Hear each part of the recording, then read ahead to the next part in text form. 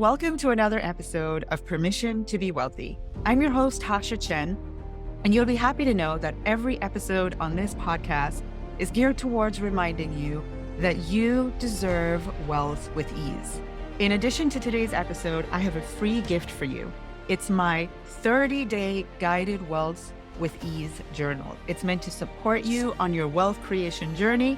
Go ahead and grab your free copy at wealthwitheasenow.com. Ladies, do you feel like the love you truly want and deserve is not showing up in your life no matter what you do? Well, it's time to stop settling for less because certified love attraction expert Deanna Washington is ready to guide you to become a magnet for quality relationships so you can finally attract the love you've been wanting and praying for. For nearly a decade, Deanna has been guiding professional women just like you to overcome their subconscious blocks and develop radical self-love that attracts healthy and meaningful relationships. Don't let the love that you deserve pass you by any longer. Take control of your love life by heading over to destinationdionna.com. That's destinationdionna.com. Hello, goddesses, and welcome to another edition of Permission to be Wealthy. I have got an amazing woman for you today. Her name is Brooke Casanova, and she helps high achievers design their next level of success, their second act, she calls it, in life and business. And this is after they have achieved what we consider all the success that there is to have. And now Brooke really helps them get into figuring out and designing what do you do after that, right? So we're going to have an interesting conversation. She also hosts a podcast called After Success, and she leads and runs a mastermind for seven-figure high achievers called The Last Mastermind. I hope we have some time to get to that. The last man is like the last supper, the last mastermind. Brooke, thank you for being here with me today. Oh, I'm so excited. We're going to have a lot of fun. We're going to have a lot of fun. We are. It's how we roll. So I'm going to dive right in. One of the things I love on this podcast is giving women permission to be wealthy, but also hearing from other women at this moment in your life. And, I love to say, not when you were a little kid and star-eyed and, big like fantasy world, childlike wonder, but in this moment, having gone through real life, how would you define wealth? Yeah. I also think that this question is so amazing because I think the answer changes Yes. based on the experiences that we've had previously. And this answer might change for me next month or next year. But I think based on the culmination of experiences I've had up to this point, I would define true wealth as actually being a person that becomes a creator of their life instead of a victim of one's life. And I think that to be in true creation of abundance and giving and paying it forward and in all aspects of your life, whether that's like at home with your family or in business or in any relationships. I think true wealth is the ability to create magic in whatever moment you're in. And it's also this learning that you've done in your past to make sure that you no longer are a victim of life where things are happening to you. But and we can talk about this more later if you want, but there's such a learning curve here where you actually take the opposition and the adversity that you're given, and instead of seeing it as something that's happening to you, you actually pull meaning from it and see that it's happening for you. And I just think true wealth is really just being able to be in that creator position. Okay. So it's like, you ever feel like I call it the twilight zone just because I can't explain it in any other way. You just said is literally, this is my third or fourth call today where this has come up. Huh. That thing has come up. And so first I want to recap for everyone because I love your definition of wealth. And we just keep adding to our definition each guest that we have. I absolutely love that true wealth is when you get to the point where you are the creator of your life versus Mm. victim to it. Mhm. Like hands down, I mean, when you own and you know and you ooze that you're creating, you really it's like that means anything that I desire, right? I can turn this bad experience into good. I can turn Mhm, back into abundance. Like I'm mhm, literally able to create versus be a victim. And I love what you shared about everything is happening for you. mhm, mhm, The human who understands that is wealthy. mhm, mhm, Yeah. truly. Yeah. Oh, I love that. All right. So we're off to a good start. I told you. And I love to also ask because I think that I know for me, and I'll speak for myself, but I feel I represent the women, the goddesses that listen to this podcast. Is there have been moments on my journey where I've looked at someone else and felt like they were further along and they just have everything figured out. And, forget it if they're articulate and and having public success. It's just like, gosh, they've got it all figured out and what's wrong with me? Right. Mm, And the more I have kind of been behind the scenes and honestly been in just transparent conversations with people where they felt safe enough to be real and honest, I realize we're all traversing moments in life where, yes, this is my glossy, wonderful definition of wealth. And I'm also fully aware that, like, I have a ways to go to fully be there. mhm, mhm. Do you feel like there is any gap in this moment that you could say, you know what, Tasha, if I'm being honest, this is where I thought it was going to be, I would like to be, I would whatever. And I see that I'm experiencing this gap right now that you would be willing to be vulnerable and share.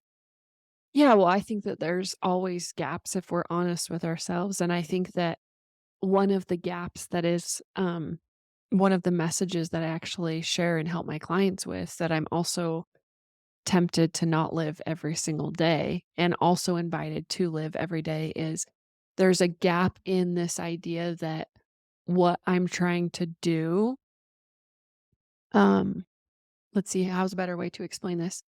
The journey of this life is all about becoming, not acquiring things that Mhm. you can just have. And I think that there's a temptation to realize that we we just want to focus our sights on everything that we do have or that we want or that we don't have, and that it's all about this acquiring stuff.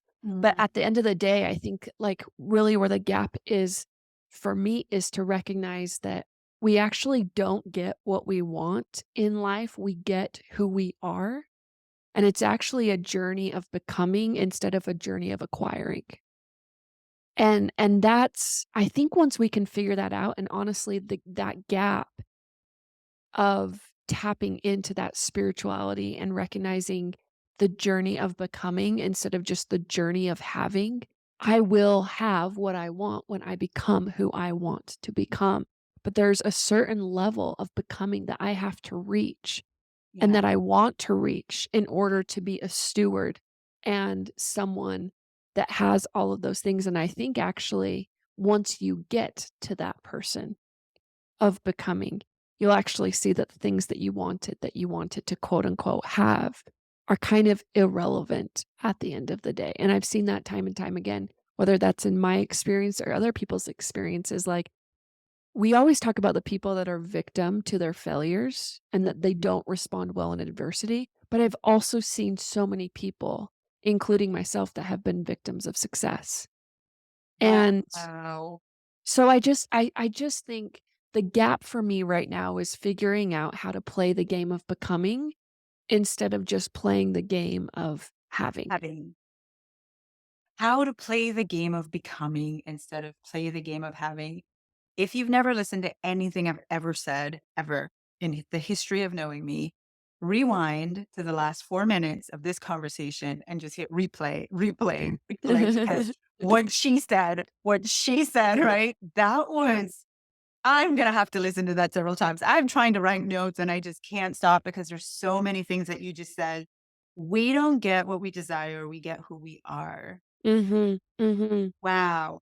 The journey of becoming versus having and understanding that there are people who we we look at and we probably even judge when we see them being victims of adversity, never thinking when we look at people who are successful that there are some people who are also victims of success, Yeah. right? Depending on how you define that success, but Yeah, over time, I've seen so much of that. I mean, you can be a victim of success where, like, all you're focused on is the money that you want to pile up instead of the value that you want to create, right? Or you're a victim of the ego that needs to be filled in your life yeah, instead of the purpose that you want to live. You could yeah, be a victim by only focusing on transactional relationships where it's like, I will give you this if you give me that, instead of actual, real connective, in depth, really intimate relationships where it's like, I'll give without any expectation of receiving. yeah, So we become these victims because of how Western culture and society teaches us to interact and play the game of having and acquiring, and that's true abundance. That's not true abundance. That's materialism. right. And I'm not saying that that's bad. I love money. I love good travel. I love good trips. I love a nice car. I Yeah, love all those things, and those things aren't wrong. But yeah, I do think that if there's one thing that I think is such an interesting conversation is how do you teach someone the process of becoming and engage in that process instead of the process of just being the victim and not a creator and just acquiring right. before they reach success, because usually these lessons are learned after someone has everything that they've They wanted, and then they go, "This is it," and it's very empty and it's hollow, and it's because it never came from abundance in the first place, and the thing that they thought would satisfy them will never satisfy them because it's outside of themselves, it's never within. Okay. That's a great place to kick off my next question because so Brooke and I are like the opposite end of the spectrum, kind of. And so in my work, I take women who have this incredible desire to be wealthy and I activate the wealth within and I take them to this place where they're like, wow, this is all I've ever dreamt it could be. Mhm, To meet people where they're at that place where they mhm, have all mhm, they've mhm. ever thought they wanted, and Yeah, now they're not like it's like not all they thought it would be cracked up to be. They're unfulfilled, they're empty, they don't know what else, they're bored. And so I am curious, right? Because we are on the other side of the people you're serving. We're like, we just want to get there. And you know what? Somebody would even say, yeah, I'll deal with that problem when I get there. Right? We're talking yeah, about a little bit, but first, I'm curious. So you have someone who has it all. How do you help them in your world yeah, switch into being wealthy? yeah, yeah. Well, I think it encompasses a lot of things. I think it's my 3 tiers, I call them, like, reflect, project, and connect. So, Mm, it's first takes a reflection of what were the values, what were the mission, and what was the purpose of how I operated in my former life to actually create the quote unquote "success" that I have today, and take full responsibility for that. The good, the bad, the frustrating, the joyful, the ugly, the beautiful, all of it. yeah, Because that reflection is so, so important, yeah, because unless you have that awareness, there's no way to create the next version of self, the 2.0, the 4.0, the 6.0, in a more abundant state than you did before you engaged in the success project. So, I would say the first process is, like, we've gotta reflect and own it all and say, like, "Do we still agree with those values? Are we still in alignment with the mission and the purpose for why we're doing what we're doing? And yeah, if not, where does that need to be readjusted?" I mean, I think people, before I serve them, what they're honoring in terms of values that I see most often is hustle, grind, no time, just a complexity to life instead of a simplicity. They're, um, they're really, really hungry for more money, and mm, they they will do anything at any expense to get there. Yeah. And then I see and they're listening to some external indicators to help them know that they're worthy, but they're Mhm. looking at, like, outer and listening to outer voices. But it's so fascinating because after they get to that place, they realize that, "Wow, I did it. I checked something off that was pretty meaningful and significant." And now it's not only the question of what's next, but it's like there's a different version of me that I am craving to become. And I know I need to be intentional about identifying who that person is. So I don't make the same mistakes of the grind and the hustle and the no time and the no people and the upping the bank account and always listening to everyone else except for self.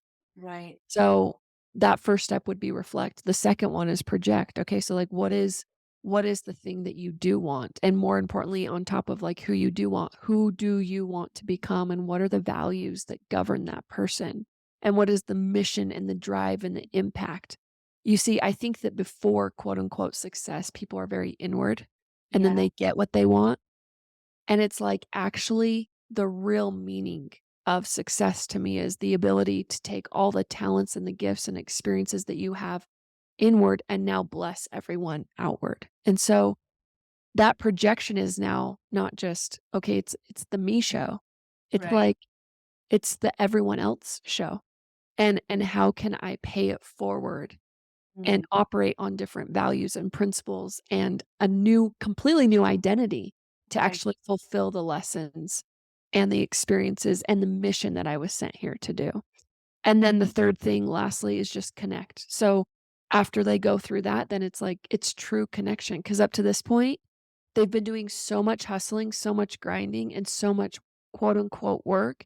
And their life has become so complex because they made it so that Yeah. the simplicity hasn't the lack of simplicity hasn't allowed for the true intimate relationships that they essentially would make them wealthy. And so now it's like this opportunity to create a new tribe with this new identity that will only support them in the person, the 2.0, the 4.0 that they want to become and uphold them with that standard. Right. So this combination of reflection, projection, and connection is a really great framework for and people can do this even before success. I mean, I would highly value it before any of the hustle, before any of the grind, because this is truly you won't have to reach the top and then go, "Oh, this is it," and then just go devastated down the mountain because you're too discouraged to climb it again.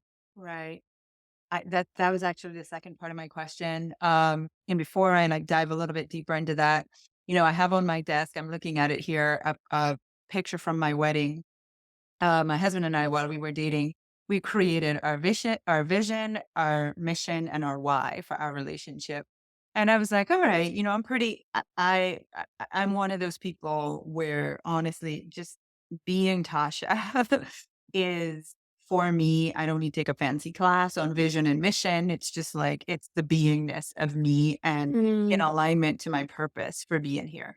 mhm. And so when my husband and I took the time to write this for our relationship, I was like, oh, one and done. We're going to be the same couple the whole time. Mhm. We're in this together forever. And then on our anniversary, he asked me to reprint it with a new picture.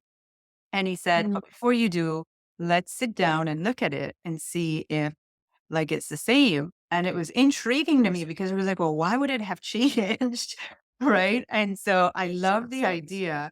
I really do, just like I think we have to get a renewal for our driver's license, and Yeah, we right, we gotta get and we don't get to do a renewal for getting married, yeah, but I think yeah. such a significant part of life's journey that the 3 things that you just mentioned, and especially the reflect and are my values the same? I've Mhm, changed. I've gone through so much life in a year, mhm. a month, 3 months, you know? So I really love that, and it reminded me of my husband and his wisdom going, "All right, well, let's look if this is still where we're at." And so the other part of my question was, you have the benefit and the wisdom of serving those that are currently where everyone ICER wants to be. Mm, And so if you could speak to them now before they get to that point where they have Mm, it all and they're unfulfilled, what mm, wisdom would you impart? And you started to say that at the end of what you were sharing before. And I'm not sure if there's anything else that, you're like, man, if I could have met this client of mine 10 years ago or 20 yeah, years ago and I could have just helped them, then you have that opportunity with my people. So what would yeah. you say? Oh, it's such a great question. In order to answer that, I I would go back to my entrepreneur journey when I first started, and I'll speak to the former Brooke Yes. because it will probably be the same as where your clients are at. I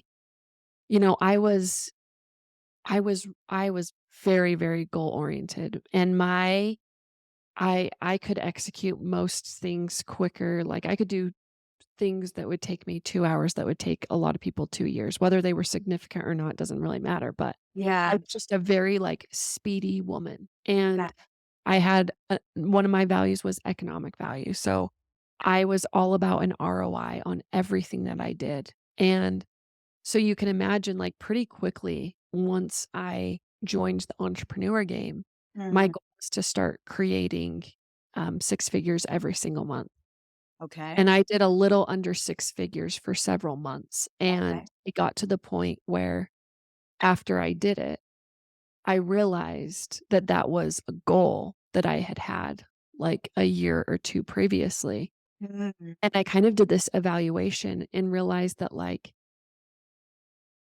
money isn't bad, but if it's the thing that you're doing the thing for, it will get really boring really fast. And I realized how, like, unfulfilled I was and how out of alignment I was because again, like, I had never defined values of what I was doing it for or who I was doing it for, or, like, a real why of why I was doing it other than just the money. And then you soon learn that money doesn't fix feelings. It Mhm. fixes your calendar to have more trips. It fixes, um the opportunity to buy a new car, to take someone to lunch. Like, there's a lot of things that it does fix, but the one thing that it doesn't fix or change is feelings. And so you'll get to the end of your rope and realize that all of the feelings that you had prior to the money are still there and need to come up and be surfaced and acknowledged, which they did. And I was just like, this is insane that this is how I'm still feeling. And I was Yeah. completely shocked and devastated. Mhm. I think I realized through a series of experiences that there were hints along the way Mhm. that were guiding me towards my true vision and my true purpose. Yeah. Because if you look back on my entrepreneur journey, just like everyone else's, there were hints of like what I was meant to do as a combination of like, my proficiency, I guess you might say, Yeah. things that I Yeah. was naturally gifted at Yeah. with combined with my passion that I just Yeah. loved. Yeah. And both of those along the way had been experiences where within this journey of, um, having this nearly six-figure business every single month, I was participating in masterminds, and innately, what I was doing at these masterminds is I was, like, writing down what things I hated and what things I loved and what could be better and what could be, like, game changing and what activities should be eliminated and what kind of questions should be inputted. And I was doing this for like 7 years, little realizing that that was like my hint to the proficiency and the passion that was within me all along. But because I wasn't listening to the inner voice Mhm. and I wasn't focused on becoming, I was just focused on having, I was totally missing it. So I Yeah. was serving clients I really didn't wanna serve. I Mhm. was making money that, like, wasn't changing anything about the way that I felt, Yeah. and I was hustling and creating no time for the things that I actually enjoyed. And Yeah. so after that season, I went to lunch with a woman that was really, really wise after making this kind of money and sacrificing a lot of time and hustle and identity. She goes, "Brooke, like, I I I really want to know, like, what do you want?" And it was one of the most powerful questions that I don't think is asked often Not enough, and enough. it's one of the most important questions to answer. Yeah. Because if we don't, then we're just subconsciously living in these patterns of belief that don't even make sense. Yeah. In Napoleon, Hill's book, Outwitting the Devil, he calls it drifting. It's a phenomenal principle. But I was drifting, and I was listening to the Western culture and telling me what it is that I needed to do, which was make a lot of money and have a big house and do all these things.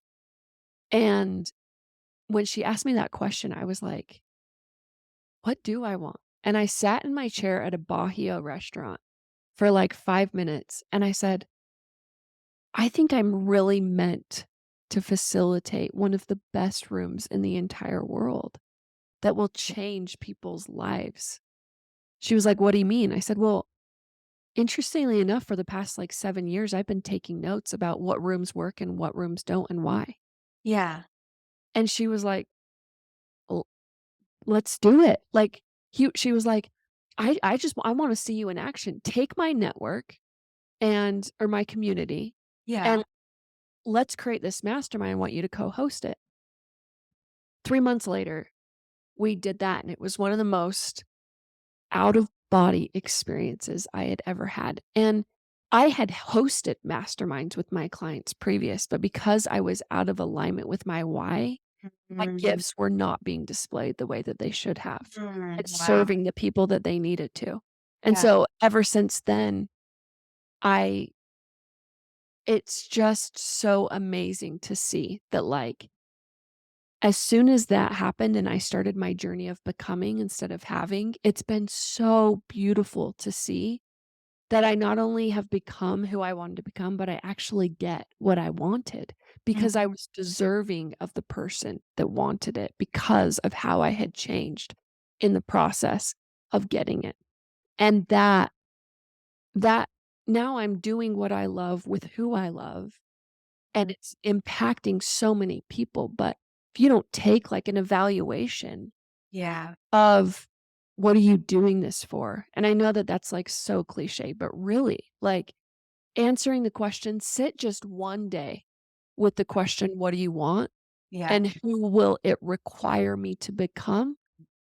And if you can answer those 2 questions, you will start seeing people, opportunities, gifts, unique powers that you are innately blessed with that will just start showing up in your world, and they will be from a place of abundance and beauty instead of, like, scarcity, hustle, and a race, and it will start feeling amazing instead of thinking Yeah. amazing. It Yeah. it's a beautiful experience. So that's what I would say to them as my formal self that I wish I would have done is focus on the path of becoming and doing what you love with who you love for something that you love in order to make other people's lives better and happier. Oh my gosh, that is so powerful.